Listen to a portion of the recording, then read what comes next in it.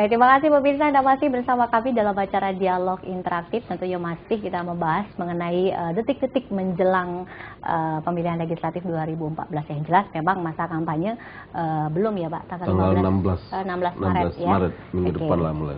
Ya, tentunya nanti juga ada segmen-segmen yang seperti itu kami ditayangkan di PAL TV tentunya. Baik, kita kembali lagi mengenai sosialisasi. Saya ke Pak Husin Yazid karena memang Pak Husin Yazid yang sering survei atau turun langsung ke lapangan atau ke masyarakat. Nah, menurut Bapak sendiri ada nggak daerah-daerah yang di Sumatera Selatan ini, kita berbicara yang Sumatera Selatan dulu, yang susah dijangkau oleh para caleg dalam melakukan sosialisasi? Ya, sebenarnya kalau didasarkan kondisi geografi, Sumsel ini kan tidak terlalu sulit.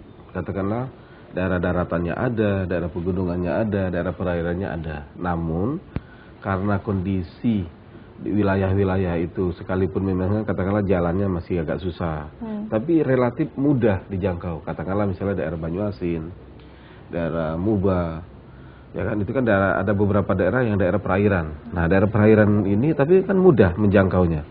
Katakanlah dengan perahu, dengan ketek dan lain sebagainya. Begitu juga di daerah Oganilir ini ada yang namanya Pemulutan, tuh ada daerah suka banjir dan lain sebagainya. Nah, namun inilah yang namanya tantangan yang dihadapi oleh para caleg ini. Memang mereka hadir untuk memberikan solusi bagi masyarakat. Nah, solusi itu apa ya? Yang sekarang ini dalam bentuk sosialisasi, dalam bentuk program. Nah, ketika dia nanti jadi itu memang itulah yang apa yang dikatakan Pak Heri, dikatakan Pak Tony. Itu yang diharapkan bahwa mereka tuh benar-benar mengimplementasikan apa yang diprogramkan atau apa yang dijadikan kampanye kemarin untuk direalisasikan, pembangunan jalan, jembatan dan lain sebagainya seperti itu. Oke, kita ke Pak Joko. Menurut Bapak sendiri Pak, kalau misalnya ada memang daerah itu yang suka atau sulit dijangkau oleh para caleg, gimana nih cara? Caleg itu pasti punya perhitungan ya. Kadang-kadang supaya efektif itu tandem. Gitu loh, satu datang tapi kamu nanti memberitahukan kami kan. Mereka kan sebetulnya kalau atas nama kelembagaan lewat partai, karena caleg itu kan harus di partai kan gitu. Nah, partai yang turun. Ini kesannya yang sekarang terjadi itu kan sepertinya kan pesertanya partai tetapi individu gitu loh. Persaingannya itu sifatnya individu, kompetisinya di dalam juga kompetisi di luar. Musuhnya itu dua, musuh teman sendiri sama musuh partai lain kan gitu, caleg lain. Nah, ketika mereka harus melakukan sosialisasi terutama di tempat-tempat terpencil, ya apa yang paling efektif gitu. Kalau tadi mau face to face atau langsung tatap muka, ya kendalanya seperti yang disampaikan Pak Yazid, harus naik turun gunung, turun jurang, lewat sungai, nyebrang dan sebagainya. Tapi itu juga ada dinamikanya loh. Bisa menikmati juga kalau memang niatnya itu bagus untuk itu. Tapi kan sekarang itu kan juga sudah ada metode lain. Tadi kan komunikasi massa dengan media massa kan, juga dengan teknologi IT juga sudah oke kan gitu. Tinggal saja apakah ada black spot enggak di situ kan gitu loh. Ini juga menjadi kendala kalau menggunakan IT. TV RI saja atau mungkin TV swasta gitu, termasuk PAL TV kan sudah belum menjangkau seluruh wilayah ini. Ini kan juga menjadi kendala kalau misalnya mau lewat dialog interaktif atau lewat media elektronik kan gitu. Nah, jadi kita harus pandai-pandai memilah termasuk targetnya, kemasannya gitu sehingga efektif. Ini kan dibutuhkan kecerdasan seorang caleg di dalam berkomunikasi dengan pihak-pihak yang mereka targetkan kan gitu. Nah, ketika harus terpelosok itu gimana kan gitu. Ya harus ada kerjasama, koordinasi, ya, tandem itu tadi lah kan gitu. Saling menggendong satu sama lain kan gitu ya. Segala cara bisa dilakukan gitu ya Pak ya. Itu yang harus dilakukan. Kita ke Pak Edi Gadepo, karena Bapak selaku Ketua Umum APRSI dan juga tokoh masyarakat nih. Kalau dari APRSI sendiri ini Pak, pernah tidak? Karena kan biasanya karena APRSI itu kan perumahan, jadi sering melihat lokasi. Pernah nggak sampai ke pelosok-pelosok seperti itu Pak? Ya, kita memang tugas kita itu karena masyarakat berpenghasilan rendah, justru banyak yang di pelosok-pelosok kan. Kalau di kota berarti di pinggiran kota ya. Kalau di kabupaten-kabupaten tentu di pinggirannya sangat jauh sekali. Justru itu kita butuh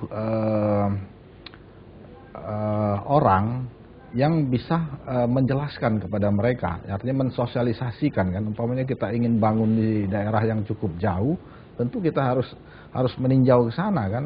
Nah, bagaimana caranya kalau badan kita hanya satu, kalau kita ingin sekaligus melakukan pemasaran ke sana, mensosialisasikan. Jadi kita harus mengkloning diri kita. Kita cloning diri kita jadi beberapa orang, dialah yang bergerak. Kalau tadi diibaratkan di pemilu, tadi udah dikatakan oleh Pak ini terjun langsung, atau dikatakan juga oleh Pak Joko itu dengan tandem kan. Nah, yang belum dilakukan yaitu dengan mengkloning diri. Jadi yang datang sana bukan kita, tapi dia sudah bisa berlaku seperti kita gitu. Jadi memasarkan bahwa kita akan bangun rumah di sini dengan tipe seperti ini, harga seperti ini, sehingga masyarakat tahu. Dan yang bicara itu, walaupun yang bicara bukan kita, tapi dia sudah mewakili kita. Itu tadi perlu mengkloning diri. Apapun bentuknya sosialisasi, saya rasa perlu untuk mengkloning diri supaya semua jangkauan bisa dicapai. Ada lagi yang perlu digambarkan. Ini belum terbiasa di tempat kita, tapi kalau di negara yang sudah mapan demokrasinya, itu sudah menggunakan telepon. Gitu loh. Terutama ini memang kendalanya yang belum punya telepon kan. Benar. Tetapi polling media massa itu biasanya menggunakan telepon juga. Kita belum pernah mendengar misalnya sosialisasi, kan kita ada buku telepon. Buku telepon itu kan relatif berapa? Besar kan gitu. Coba kita telepon sehari 50 orang, ditelepon, oh saya caleg ini dari dapil ini kan gitu lah, beritahu ini. Bisa, tapi ini belum pernah ada yang menggunakan metode itu gitu loh. Telepon itu sekarang oke lah pakai SMS ya. Tapi SMS kan kita tahu nomornya kan juga terbatas, tidak ada buku SMS kan, tidak ada buku nomor telepon HP kan jarang kan gitu. Yang ada telepon umum ya, telepon kabel kan gitu, acak saja. Atau kerjasama dengan provider kan gitu, yang punya nomor itu bisa atau enggak kan. Tapi yang nomor telepon itu kalau survei dengan menggunakan telepon itu sudah lazim dilakukan, tapi untuk sosialisasi itu belum pernah. Padahal itu metode yang akurat juga kan. Kalau disapa langsung oleh calonnya kan enak, atau yang cloningannya tadi kan gitu. Cloning itu bahasa politiknya kader sebetulnya gitu loh. Kader itu yang bisa menyebarluaskan dengan itu kan gitu. Jadi soal diterima atau nggak diterimanya terserah iya kan gitu, asal bahasa yang enak kan kenalkan. Tapi memang benar apa yang diutarakan Pak Joko tadi. Si para caleg ini harus memanfaatkan kondisi dan teknologi yang ada. Telepon itu memang benar, itu efektif kalau memang katakanlah si pemilih-pemilih ini kan dengan sudah payah capek melihat baliho, banner dan lain sebagainya gitu kan. Nah, kalau disapa dengan telepon, itu pendekatan psikologi. Artinya dengan cara menggunakan teknologi plus psikologi masyarakat tuh merasa dihargai. Waduh, saya dihargai loh. Nah, kan seperti itu, Mbak. Jadi juga mungkin riang kan di luar, saya ditelepon sama ini loh, saya ditelepon. Karena padahal telepon sendiri itu sudah lebih dahulu daripada handphone gitu ya Pak ya. Orang tapi lebih memilih handphone itu daripada telepon. Jadi mudah-mudahan ini salah satu masukan dari Pak Joko. Baik, kita masih ada waktu atau lagi sudah masih kurang saya ini 1 jam ya Mbak ya. Jadi memang masa kampanye itu dimulai tanggal 16 Maret 2014. 16 Maret ya Pak sampai tanggal 5 ya Pak Joko. Oke, karena kita pemilihan nanti pada tanggal 9 April 2014. Minggu tenang. Oke, baik. Minggu tenang atau minggu panik gitu.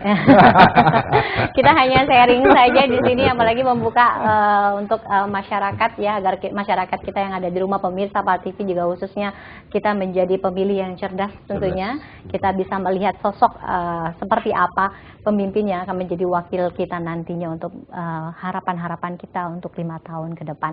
Baik ya, masih terima kasih untuk Pak Joko sudah datang, Pak Edi Gadepo juga terima kasih menjadi bintang tamu kita terus ini.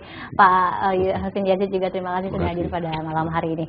Dan sekali lagi juga terima kasih untuk pemirsa yang ada di rumah, untuk Anda yang sudah bergabung bersama kami juga terima kasih, dan nanti insya Allah hari Kamis di jam yang sama juga kami akan kembali menemani Anda dalam acara dialog interaktif.